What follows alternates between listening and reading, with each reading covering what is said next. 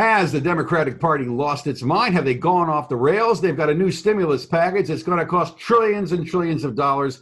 And guess what? Your children and grandchildren are going to be paying the debt, the overriding national debt that's going to accumulate for generations to come. Why? Because they want to give billions and billions of dollars to, you guessed it, illegal aliens, stimulus checks, $1,200 a person, all those that people who've been here for generations got when they were laid off. We've got more unemployment since the Great Depression, and now what do we see?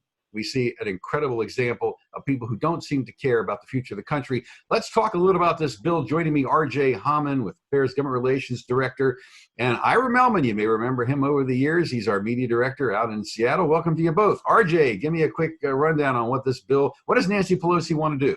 Well, you nailed it from one angle. That is absolutely crazy what they're doing is, trying to give illegal alien stimulus checks, not just going forward, but also retroactive checks. The $1,200 recovery rebates that the American people desperately needed and received over the past month or so. Illegal aliens are going to get those, and then they're going to get money going forward. Precisely what Pelosi did is gutted the requirement of a Social Security number and allowed illegal aliens with individual tax identification numbers, also known as ITINs, to receive these recovery rebates. One thing to keep in mind is a lot of people in the Democratic Party act like when you file taxes and you get an ITIN, you're paying them. There's a huge difference. They are just getting taxpayer dollars, nothing that they put in. On the funding front, it also contains protections from eviction, rental subsidies, and other taxpayer-funded provisions. But Dan, the biggest... Wait, so we got big cash payments going to illegal aliens, right? Dan, here's the biggest thing. The biggest thing. Everybody's focusing on the cash payments right now, but there's also an amnesty in here. You have no deportation for illegal aliens performing, they call it so-called critical infrastructure work, which is so widespread: agriculture, food production, transportation, construction, and more. Any illegal alien in those lines of work taking jobs from American people can stay here in perpetuity. There's no end date. And even worse, Dan, even worse, it protects employers who hire illegal aliens to do those jobs, which is going to encourage them to hire more in the future as we begin to recover for lower wages rather than hiring desperate American workers. Last thing on top of that, it also it encourages or makes ICE release almost all illegal immigrant detainees, resulting in a near cessation of immigration enforcement. They have to fund radical open borders activist groups to counsel illegal aliens still in detention to get released. It gives hundreds of millions of dollars via burn JAG grants and to sanctuary jurisdictions, except there's actually language in there that explicitly prevents the administration from not giving funds to sanctuary jurisdictions that flout the rule of law and protect illegal aliens at the time of this crisis. So again, this does nothing. A lot of the immigration provisions in here do absolutely nothing for the American people who are in a time of crisis. You have our country's unemployment rate, the highest since the Great Depression, went from 3.6% to 14.7% in April. All they're doing is holding on to their political football and getting stuff they've always wanted across the finish line. This must stop. It must end. Even though it passed, we're hopeful, even though it will likely pass tomorrow on Friday, we're hopeful it'll be DOA in the Senate. Well, but maybe we can take some comfort in the idea that Democrats want to slow down the incoming foreign worker stream from outside the country, right? Sure. They just want to keep everybody here. But here's the other thing, too. My point is they don't want to slow it down. They don't. But when you give amnesty, and one thing just to keep in mind on that front is once you give amnesty to people, then they go to other parts of the job market where legal status is a little bit more required. And then all these employers are going to go, hey, we need more cheap foreign labor. And then we're going to get a round two of millions of other people coming here illegally or through flawed guest worker programs and be back at square one. That's why amnesty is always a bad thing, especially when it's not paired with much needed enforcement and structural reforms to the system as a whole. So under the Democrat stimulus bill number 4, 5, whatever, who doesn't get a stimulus check? Well, I mean, there's everybody does, I'd say, but the focus here for both parties, I think, is a little wrong. Democrats care about, illegal aliens and everybody here. They view them all as American. And then the Republican Party cares a little bit too much about corporate interests. How about both parties come together and focus on the American worker here? The American people need help. They're victim to, people making political decisions backed by supposed doctors and scientists. I mean, there's so many other areas that these people can focus on. They shouldn't be using a time of crisis to get things across the finish line. Listen, groups like us, we are simply reacting to the extremes that the other party and the other side of the movement, the immigration debate has gone. We're not trying to tack unneeded things onto these bills. We're trying to prevent them from doing so and protect the American worker. All right, Ira. So does the Democratic Party simply care about illegal aliens? Is that what's motivating them? Well, they care about winning elections, and they think that rallying their base, which particularly cares about illegal aliens, is the way to do it. But I think, we need to zoom out here a little bit and look what has happened over the past few years. This has been an evolutionary process, probably playing out over the past 20 years, but really accelerated over the last 5 or 6 years. You go back a few years to the Gang of Eight bill, you had people like Chuck Schumer standing up on the floor of the Senate saying, this is going to be the toughest enforcement bill ever. I promise you that. He was probably lying through his teeth, but at least he felt the need to say that. What we have seen in the last few years is that even though people like Chuck Schumer and Nancy Pelosi are still the titular heads of the Democratic Party, they are not in control. It is the radical wing being pushed by the likes of Bernie Sanders, Ilhan Omar and AOC. They are really taking the reins of the party. The old elder statesmen, so to speak, are just there, filling space for the time being. The Democratic Party over the past 5 or 6 years has completely abandoned any pretense of supporting any kind of immigration enforcement. They have abandoned any pretense of the meaning of citizenship, the fact that American citizens deserve some kind of consideration that people who sneak into the country don't. This is where we're headed, and I think it's becoming more obvious day by day. Well, if you take a look at the Democratic stimulus bill, can't you say, Ira, this is a major extinction event for the American worker if this thing were to pass? Well, yeah, it is a replacement of the American worker, the replacement of the American people here with a new body politic that I think the incoming leadership of the Democratic Party sees as their constituency. So this is a means to power for them. They believe that they can secure elections into the future, the access to government funds. We're going to take this country into enormous debt. We already are in enormous debt. Another $3 trillion on top of that. It's hard to know what the long-term effects are going to be. There may be some short-term interest in putting that kind of money out of the economy, but we have to look down the road and see what the consequences are. But, that seems to be where we're headed right now. Hey, one thing to add on to, Dan, what you were saying about basically this could be an extinction event for the American worker. There was a recent study, and Tucker Carlson talked about this last night, where they think about 40% of the jobs that were lost as related to the response to this crisis will never come back. That's a huge thing. But this bill, again, not only is it locking in illegal aliens in their jobs across a variety of industries where Americans do work, there's also some legal immigration increases in here addressing guest worker programs. Immigrant visa numbers that will go unused at the end of a fiscal year in various categories will be rolled over to be used in subsequent fiscal years. So you're tacking on more guest workers and more legal immigrants coming into the country. They also have immigrant physicians in the visa backlog immediately get green cards, even if they're not going to work fighting the coronavirus. You also have an accelerated visa processing for people. Medical prevention. Well, keep in mind, Ira, of course, 30-some million Americans out of work. What are the optics of trying to demand more foreign labor and keeping people who are admitted on a temporary visa, et cetera, in the country? How do they explain to the American people this kind of crackpot legislation? Dan, they can't. They don't really. And look, when it comes to the guest worker issue, it is a bipartisan sellout of the American people. President Trump, when he announced his executive order back in April, said, that he was doing this for the protection of American workers. And, you read the New York Times the next day, there was a story that said business interests exploded in anger. That was the exact words that the New York Times published in that article.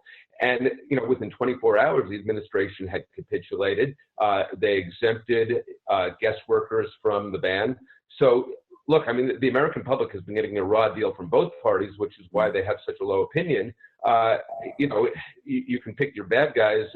I guess the Democrats want to do more for illegal aliens, while, as RJ said, the Republicans, or at least a part of the Republican Party, wants to do whatever the business interest wants.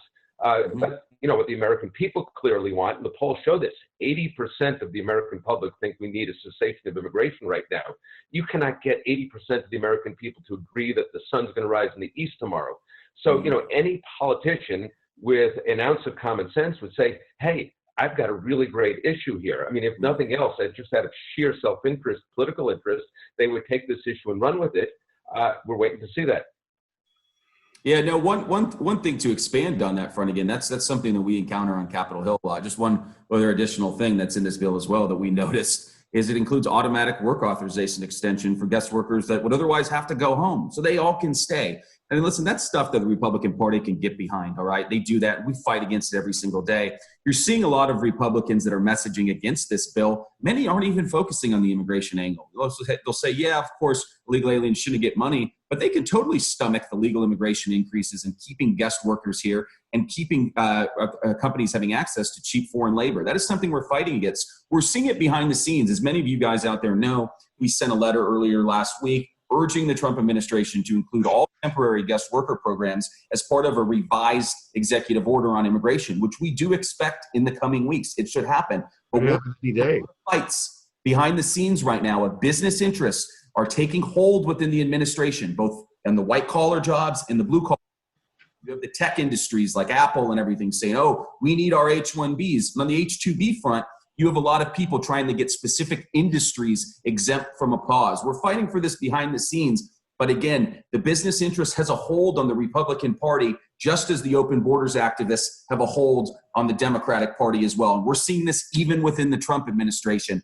There are a lot of negative people in the guy's orbit, even though he was elected on our platform that aligns with what the American people want. Well, as long as the government keeps sending checks to people, they're going to be able to buy social peace. But the optics of this scenario are actually going to lead to some pretty significant civil upheaval. If you have structural long-term U.S. unemployment of the level we're talking about now, and politicians continuing to defend mass immigration to take American jobs, you add up to some pretty serious, you have an explosive political issue is what it boils down to. I mean, how do you guys think Trump's going to handle this through the campaign versus Biden?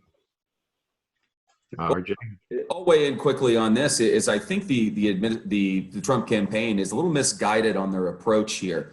I mean, again, they need to deliver for the base that elected him. The suburban voters, I think that they're trying to tailor their policy towards attracting. A lot of those people, I believe, don't like the president for how he acts, on Twitter and fights he brushes up with people. They're not going to gravitate towards him if he changes his policies, especially on the immigration issue. A lot of people within his orbit, again, think enforcement and structural reforms to the system are toxic politically, which is dead wrong. Even, as Ira mentioned, the poll around 80% support that pause of anybody coming to our country. That's just the idea of the pause. When Washington Post polled on that with Trump's name attached to it, it was still at 65%. You got to deliver for the people that are hurting and suffering. Listen, he's already delivered for the suburban voters that still don't like him. He gave them a big tax cut. The economy was roaring. A lot of those people are working from home and they're still fine. But the people that propelled him into office, especially in Rust Belt states, I think he's alienated a little bit. You're talking a capital gains tax cut, keeping an endless flow of cheap foreign labor flowing into the country. Those are not good paths to go down leading up to this election. I guess is one. What's Biden offering in the way? He's not. What's Biden offering as an alternative? Ira, you want to weigh in? Yeah. Well, let me just add one thing to what RJ said. I mean, in terms of social upheaval, you have the business community that is pushing this. They want more guest workers and more immigration. Social upheaval is not good for business. They exist, they thrive because you have a stable society here in the United States. That's what makes the United States so attractive to them. Once you lose that, then you wind up like just, all the chaotic countries around the world. So actually, while it may serve their short-term interest to get a few more guest workers in here, what they're doing is undermining the whole basis of their economic success by upsetting the whole social system in the United States. And that's going to come back to haunt all of us. And what is Biden doing? I don't know what Biden is doing. He's hiding out in his basement like the rest of us, I guess. He's actually going to win an election hiding in his basement? I mean, maybe I think the best, angle for Trump right now is Biden's fitness for office. I think that's the thing you can tap into the most. But yeah, the longer Biden stays in his basement and just doing carefully selected TV hits rather than being out there making gaffe after gaffe. Joe and Mika, that's not tough, huh? Joe and Mika. Well, Ira, you may remember, we've been at this a long time. Governor Lamb, you worked for Richard Lamb many years ago. He observed about immigration, we are building a deadly disunity. Taking a look at the two political parties today and where the American people are, do you think he was right? Yeah, I mean, it's proving more and more so every day. I mean, you just look at the dysfunction in Washington, the inability of people to agree on even the most basic interests of the American people. I think that's where we're headed. You keep hearing about, diversity is our strength. Diversity is actually a neutral factor. It can be a strength, it can be a weakness. And at a time of crisis, you need to have people to feel that they have common interests, that they're all on the same side, that, we sink or swim together. And, if you go through a crisis with a country that is hopelessly divided at each other's throats, again, that creates more tension, more trouble down the road. It is going to be much, much more difficult to overcome very difficult situations that we're facing. So we need unity at this time. We need the American public to feel as though their interests are being placed first. And that, there's no evidence that that's happening in Washington or that the message is filtering through there. Yeah, you need strong networks of cooperation to get through something like this. All right, well, we'll wrap this up with one quick question. Scale of 1 to 10, the chances of the House bill as introduced actually being signed by President Trump. Can we go 0? The answer is obviously 0, but one quick answer to that. This is, again... it's only going to be 0 if our members 0. But here's make sure they contact their representatives and tell them what they think about the bill. That's true, but here's the thing I want everybody to keep in mind. Again, this is a negotiating tactic. Both chambers have to negotiate and also negotiate with the White House on the next round of stimulus funding. However, this is a much better thing, and it puts you in a much stronger position when you point, hey, our chamber passed this bill, rather than simply sliding a note of what your position is across a table in a smoke-filled back room in the Capitol.